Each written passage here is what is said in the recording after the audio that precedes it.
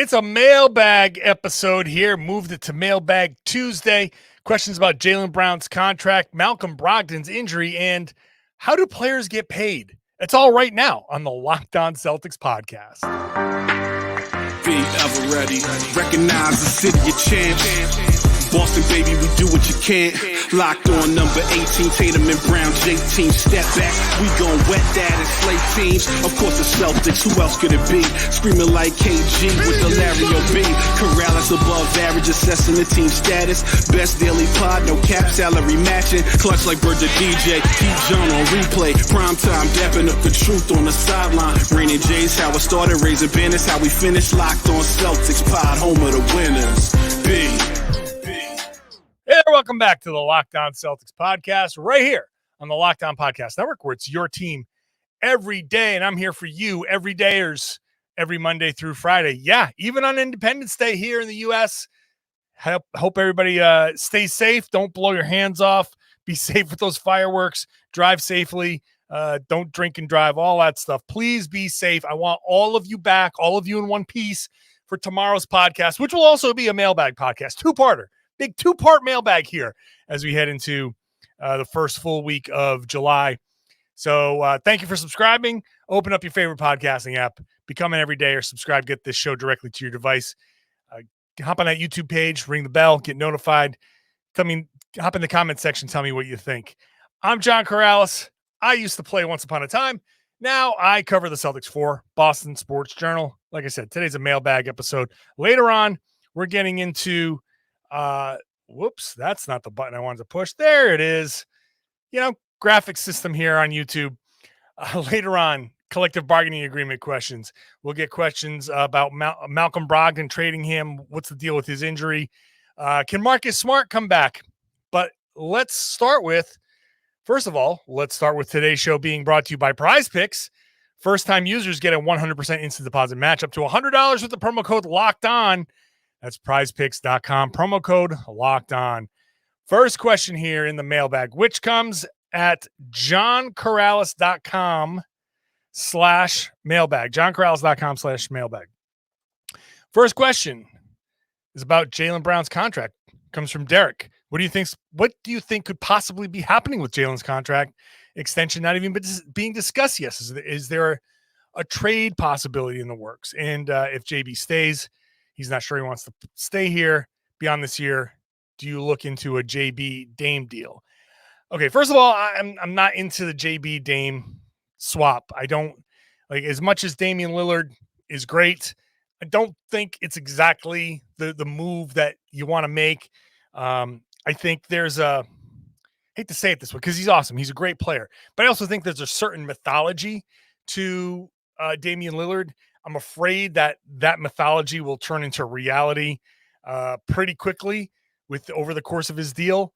I just don't like the move. So I don't think that's how the Celtics want to go. But I mean, it's, for the first couple of years, it could be a great thing. So I can see why people are talking about Jaylen Brown in a Damian Lillard deal. Dame certainly has that clutch gene, right? The Dame time, the tapping on the wrist. It'd be nice to have another guard here that, does that, and, for good reason. But I can't shake the fact that he is a small guard that's getting older, and the drop off tends to be quick. They go from great to, oh my God, what happened to him in a hurry. And I just don't think I would want him on the Celtics when that happens. So I'm kind of out on that. As far as what's happening with his contract, I'm not worried about that one iota. I don't think there's anything to it. I think it's an order of business that will get done, and it will get done in due time. I don't think there's anything behind it. I don't think that there's shenanigans from the team. I don't think that there's shenanigans from Jaylen Brown, even though I believe that when he gets the extension, he would get basically a no trade clause for 1 year, and that would kick in later on, and there would be a little bit of benefit to that. But I don't think that there's any gamesmanship, any games being played by either side. I just think it hasn't happened yet. And just leave it at that. I can't say it any more clearly that I don't believe that there's anything else going on. I'm not going, I'm not eyebrow raising. I'm not any of that. I think it's fine. So we'll leave it at that. King asks, I'm coming to terms with our heart and soul being traded, but I'm still in the bargaining stage. What are the chances that Smart comes back to Boston after his contract is up? He will be just 31, so he's got some miles left on those legs. On what you can tell, is there any chance, or did Brad Stevens sort of burn a bridge? I do think there's a chance. I mean, I think there's always a chance. I think the number one thing to always remember when it comes to the NBA is it is a business. The same business that turned into the Marcus Smart trade that sent him to Memphis is the business that could bring him back in a couple of years when his contract is up. And that just depends on how much would he be asking for? How much can the Celtics spend? Do their paths kind of mesh? Is he still capable at 31 of playing a full season and being the guy that we remember or close to it? Or, it's just more about, at that point, the Celtics become just like any other team. Do they have a fit? Do they have a need? Does he have the talent to fit that need? Do they have the money to pay him what he wants?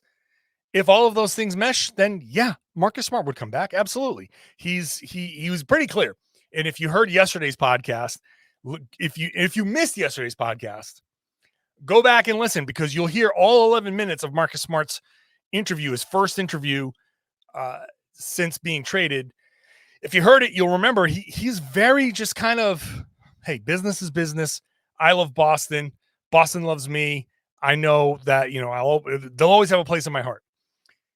I don't think any doors are closed. So if for some reason the Celtics have a need and he feels like they've got the money to pay him, if whatever money they have is enough, then sure, come on back, Marcus Smart. There's always room for a player to come back if things match up like that. It doesn't matter who it is. So coming up next, Malcolm Brogdon, his injury, what can we expect with the injury and trade possibilities? We'll talk about all of that next. First, today's show is brought to you by PrizePicks. PrizePicks is daily fantasy made easy, done right, because it's daily fantasy, you against the projections, not you against a bunch of other people. And that's the number one problem people have had with daily fantasy over the years. You don't have a shot against the experts, but you do have a shot on PrizePicks, because you can pick 2 to 6 players in basically any sport that you watch. And if you pick correctly, the above or below the projection, you win. You can win up to 25 times your money. So, and like I said, even the obscure sports like cricket, or obscure for the United States anyway, esports, disc golf, that's obscure no matter what.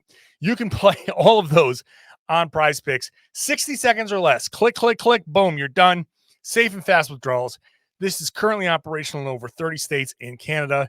So go download the PrizePicks app or go to prizepicks.com. Sign up and play daily fantasy sports. Right now, you get a 100% instant deposit match if you're a first-time user, up to $100 with the promo code Locked On. Sign up, you enter the promo code Locked On, you deposit up to $100. PrizePicks gives you that exact amount. So they double your deposit. You got to enter the promo code to sign up for that instant deposit match at prizepicks.com or download the PrizePicks app. Like I said, tomorrow it's going to be part 2 of the mailbag. Lots of questions have come in. You can sneak in some last second ones at johnkaralis.com/mailbag. If you have a couple of questions, sneak them in. I will record some. I will record the show. It's the 4th of July. I will still be recording a podcast for you before I go off and have my festivities. So get those questions in. I can try to toss them into the mix. All right, let's get back to the conversation here. And the question is about Malcolm Brogdon. King Kahuna, assuming Malcolm does not get traded, what's the earliest we can find out what's going on with his injury? Well, Brad Stevens said that Malcolm is going through a period of 4 to 8 weeks where he's resting, quote, resting and rehabbing as suggested by our doctors and as suggested by the third-party doctor he went to see. So I believe he said that on the Celtics Above the Banners podcast. So he said, quote, feels good. We expect him to be back right at the start of the season and have the great year that he's had every year he's been in the league. So they expect him back. Brad has said multiple times they expect him back at the beginning of the season. I think the Clippers excuse, whatever reported excuse it was about the medicals, I think that is a bunch of crap, actually. They backed out for whatever reason, but it had nothing to do with that. And, whatever. That's water under the bridge. So 4 to 8 weeks was the time frame. Let's say 8 weeks. So that takes us through July. I think probably by the end of the month, at some point in the next few weeks. I mean, it's already July 4th by the time you're listening to this podcast. So I would say in a couple of weeks, 2-3 weeks, that puts you right into the time frame here. We'll figure out if he's going to have surgery. He can have surgery. It's something he can choose to do. It depends on how the rest and the rehab goes. That's the bottom line. And that's up to Malcolm Brogdon. How does he feel after rehabbing? How does he feel after resting? And so that's hopefully the only thing I would hope for is if he does decide that he's going to get surgery, that he does it sooner rather than later, because that obviously has an impact on his offseason. All that said, Brogdon is a pro. He's been around for a while. He's not adding a ton to his game in the offseason. He is who he is. So even if he misses a lot of time, I feel confident that if he's not ready at the beginning of the season, it'll be shortly thereafter, and the Celtics will be fine after that. I should mention, by the way, that the Celtics did make a minor signing in Delano Banton, who could help if Brogdon is out for a little bit. It's a minor signing. It's a 2-year deal, team option on the second side of it, second part of it.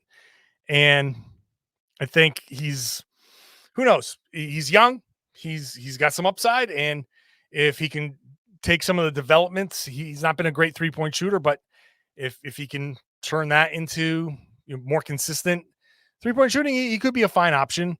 But yeah, that's it. Not much to talk about. I had forgotten all about it. I should have said something at the top, but that's that. Continue with the Brogdon theme here. Questions from Malachi, who said, why can't the Celtics try to trade Brogdon and let Pritchard be the backup point guard so you can keep Grant Williams? And then Owen says, what does the future hold for JD Davison and Payton Pritchard? So I'll fold all of those things into one answer, because they could trade Brogdon. I believe that, considering that he was gone and all the reports were that the deal was closing in on being done.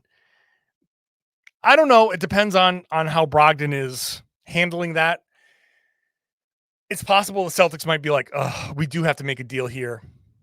I'll just throw out call Washington again. See if you can't get what's his name, Tyus Jones from that they got from Memphis. But the trade works. Why not? But that's probably not going to happen. This hasn't been discussed. Just throwing something out there.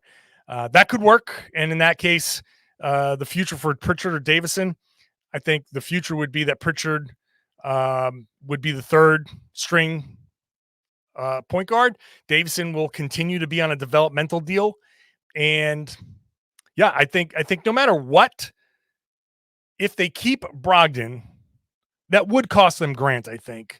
But they could also, as I've outlined, they could keep Grant, make this a 1 year, screw it, let's go all out. We'll be over the second apron, but it's not that restrictive this season. It's not as restrictive this season. So let's just go for it. Be super expensive this one season. Next summer, there will have to be moves made, and it is what it is. But this is your go for it season. Keep Brogdon, keep Grant, and if you have to trade one or both of those guys next summer, so be it. Hopefully, you're celebrating a championship, and that makes things a little bit easier to do.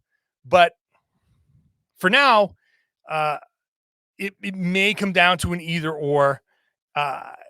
I don't think Pritchard can be a straight backup point guard. I just don't think he can just be your number two. I could be wrong. But his size certainly does create problems. I want to see how much better he gets. Can he be more reliable? Can he be a better defender? Can he be less of a liability of teams picking on him defensively? Might be a thing during the regular season, might be fine during the regular season. I think the bigger issue would be postseason, where teams can game plan. You don't want to go into the postseason with Payton Pritchard as your backup point guard. I'm sorry. I like Payton Pritchard. He busts his butt, man. That kid has a great attitude. I have nothing against him personally. In fact, I think that he is, a model for hard work and dedication. That dude just loves to hoop. He loves to play ball. There's nothing wrong with him other than he's small. And I'm sorry, in the playoffs, small players get picked on. That's just how it goes. And unless you are absolutely elite at a skill that keeps you on the floor, I don't think you can have Pritchard on the floor as your straight up second in line backup. In fact, having him as your third stringer, I think, is fine for the regular season, but does give you a little bit of pause for the postseason, because if Brogdon goes down, you've got to rely on Payton Pritchard, and that's not something that I'm looking forward to in a deep playoff run. And so, sorry, there are a lot of people who love Payton Pritchard, and it's all for good reason. Can JD Davison step up? Not yet. I think he's in a developmental role for the rest of this for this season. I think he's going to go in to this season in that role. Is it possible he can get upgraded? Sure. Anything's possible. Talk to him as part of the summer league practice, and he's looking forward to learning and being more vocal and trying to grow as a point guard. We'll see what he does in summer league. Summer league doesn't really give you a ton of answers, but could he grow into that? Possibly. I'm not expecting that from him this season. I expect him to be in Maine again for an entire season, and then we'll see next season whether the Celtics can keep him or not. But for now, that's where I see the future of Davison and Pritchard. I think Pritchard, no matter what opportunity he gets, no matter where he goes, I expect right now, I expect him to stay in Boston. But if he's moved, then maybe Davison gets upgraded into that spot. I don't know. Maybe they go out and find somebody else. But I think for now, I think they want to keep Pritchard as that guy who's going to get them 15 minutes a night. For the regular season, again, he's fine. He's fine during the regular season. It's the playoffs that I'd be worried about. Coming back next, a lot of questions about the actual CBA business-wise, mechanics-wise, how do certain things work? I'll talk about all that next. First, I just want to say thank you, everybody, for making this your first listen every day. All of you everydayers listening Monday through Friday, thank you so much. Love to see you in the comments. Raise your hand. Let me know that you're an everydayer. I want to thank you personally. That's so great that you do that. Check out the Locked On NBA podcast. Next, I'm hosting that on Wednesdays. So the Wednesday show coming up, that's going to be me and Jake Madison. I'll still do that show too. So check me out there. Let's wrap up this mailbag. We're getting into CBA questions. And with a lot of money flying around, there are people who are saying, like, what's going on here? How does all of this happen? So, Jacob, does the full mid-level exception still hard cap a team under the new CBA? Teams are really throwing them out. Yes, that still exists. The full mid-level exception still hard caps teams at that first apron. So the way it works is salary cap, $136 million this year. There's a tax line above that. That's not at my hands, at my disposal right now. But then $7 million above that is the first apron. And then another, God, I should have been more prepared for this question. Another 8 million above that second apron, I believe, is the second apron. And so, okay, that's about where we are. So basically, the full mid-level hard caps you at the first apron. The taxpayer mid-level hard caps you at the second apron. So you can't give that taxpayer mid-level and be over the second apron, right? If you are within $4 million of that second apron, you can't, like, anything less, 4,999,999.99, like, that's, you cannot use the taxpayer mid-level. So full mid-level hard caps you at the first apron, second mid-level hard caps you at the second apron. I apologize that I don't have those numbers directly in front of me, but regardless, that's the situation. Teams are throwing them around. Part of the new CBA is teams with cap space have to basically use their cap space. You have to spend up to 90% of your cap by opening day. That's the rule. So teams used to be able to go into the season below what they call the salary floor, right? The salary floor is the minimum you have to pay your team. And teams used to be able to go into the season well below that. And then at some point during the course of the season, you could play, rent my cap space. You can say, okay, you need a third team to take on a big contract. No problem. Trade deadline. We'll take on that $30 million contract. You pay us a little, in cash and draft picks. We'll play along for you. No problem. And that's how teams would get up to the salary floor. If they didn't at the end of the season, whatever money was left over would get dispersed amongst the team. Not a big deal. Now teams have to spend that money. And if for some reason, let's just say you're 20 million under that 90% salary floor, well, you know what? The league says, we don't care that you haven't spent it. We're putting a $20 million cap hold right there, and you can't use it. You have to spend that money. So that's why a lot of these teams are starting to throw around the taxpayer or the non-taxpayer, the full mid-level, because they got to spend the money anyway. So a lot of mid-level contracts are going out. They're going to be super, super tradable. It's very easy to do. So that's why you see a lot of teams spending that money. Jordan asks, can you break down how players get paid, as far as, do owners pay everyone's contract in full, or does the league pay portions of a team's salary? So the only time the league gets involved is veteran minimum deals. And those, whenever you sign a minimum contract, the league pitches in and pays a portion of it. There's a fund. So when the Celtics, if they were to sign, they just signed, wow. I just completely O'Shea Brissett. Whew, man, drew a blank there for a hot second. They signed him on the minimum. They're not paying all of that. They're paying most of it, but the league kind of pitches in because they encourage teams to sign these guys on the minimum deals. They don't want, especially the older players, they don't want those, they want to encourage teams to sign that. So that's the only time that the league gets involved. After that, like Jaylen Brown's contract, that's all coming out of the owner's pocket. The only other time that an owner wouldn't pay a salary is if the player was injured. There's insurance policies like Gordon Hayward. Insurance covered his salary at that point. So that didn't come out of the team's pocket. So there's that. But owners, it's basically they pay a player twice a month. There's a portion of their salary. I want to say like 10% of their salary goes into an escrow account. So the way it's split, even getting paid is complicated in the NBA CBA.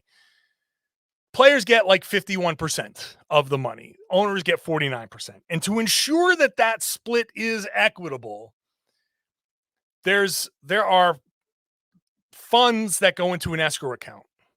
And if the players ended up getting 52% of the money, then money comes out of the escrow account that goes back to the owners to make sure the owners get their full 49%. If the players ended up getting 50%, then the owner share comes out and the players get all of their escrow back plus another percent that gets distributed, evenly amongst everybody. So that is kind of how they get paid. So player makes $20 million a year. That $20 million, 10% of it goes off to an escrow account. You may or may not see that. Obviously, there are taxes. There are jock taxes. So if I'm playing for the Celtics and I'm making $20 million a year, first of all, party at my house. Secondly, if I go play in Indiana, I get paid. I got to pay a tax to play there. So they call it the jock tax. That happens everywhere. So players get taxed like crazy. Agents, there's a fee for your agent. It's like 3%. So that comes out. Wherever you live, there's taxes there. So there's a lot. Out of that 20 million, no one's crying for these guys. Absolutely. But out of that 20 million, by the time you get to taxes and all this other stuff, the take home pay is somewhere half to less than half of what they agreed to, what that big number that you see, $300 million for, $200 million, whatever the contract is, that's not all going into the player's pocket. So that's generally the question, how do players get paid? Corey says, is the Rose Rule gone? It doesn't affect the Celtics anymore, but it seemed completely asinine, punishing a team for having young stars. He does note that this is the rule that cost the Celtics Anthony Davis back. Yes, the answer is, yeah, the Rose Rule is going away. The Celtics, back when they had Kyrie, they wanted to trade for Anthony Davis. Danny Ainge was dying to get Anthony Davis, but the Rose Rule prevented the Celtics from trading for him because they had Kyrie and they couldn't trade for another contract that was a Rose Rule, a designated, like a max extension, a rookie extension. So you couldn't have two players who are rookies on that same contract or coming off their rookie deal sign that big, massive extension. Davis had it. Kyrie had it. The Celtics couldn't trade for Anthony Davis. Then when the summer came around, Anthony Davis was like, no, we're not going to Boston. We're not signing in Boston. So who knows how things would have changed, if things would have changed. But the Rose Rule that did prevent that from happening, that is gone. I agree, Corey. That was an asinine rule. Didn't make sense at the time. Doesn't make sense now. I'm glad that that's gone. Finally, we're going to wrap up on Todd's question. If Danilo Gallinari gets bought out by the Wizards, could the Celtics re-sign him to another veteran minimum? The answer is no, they cannot. There are rules bringing back. Once you trade a guy, there's no reacquisition for a year. The only way that can change is if so he gets traded to Washington. I haven't heard, but I assume that he's going to get bought out. They buy him out. He goes to another team. We've heard Miami as a potential destination. He goes to Miami. They cut him. Then the Celtics can reacquire him. So he has to go through another team, and then that team can be like, so after he goes to Miami, then the Celtics can reacquire him. So if they sign him, then he can, to sign him to a veteran minimum, they'd have to waive him around the deadline. And they would be able to because he'd be, I know there's certain buyout rules, but they'd be buying out a veteran minimum guy. He could be able to, then the Celtics could sign the veteran minimum guy. So that's the path if they wanted him. I don't think at that point, if he got cut by a couple of teams, that Boston would be dying to get him, but there is technically a path. But for now, it can't happen directly because Washington's cut him. If it has to be, he has to go through another team. That's it. More mailbag questions coming up tomorrow. If you want to ask a question, you go to johnkaralis.com/mailbag, which I'm going to put on the screen right now. johnkaralis.com/mailbag. That's the way to get your questions. Don't tweet them at me. Don't leave them in the comment section. I'm sorry. This is the easiest way for me. This helps me and my stupid little brain process where they all are so I can go find them. johnkaralis.com/mailbag. People just keep sending me questions throughout the course of the season, the off season. I'll compile them as soon as normally every Monday I'll do Mailbag Monday, but if it comes down to something else happening like yesterday, I'll switch it. Just ask the questions. I will get to as many of them as I can. I promise. So thank you for listening. Thank you for subscribing. If you're a regular listener, an everydayer, thank you so much. Would love it if you shared the podcast. Tell your friends, your family, everybody that they should be listening to and watching the Locked On Celtics podcast right here on the Locked On Podcast Network, your team every day.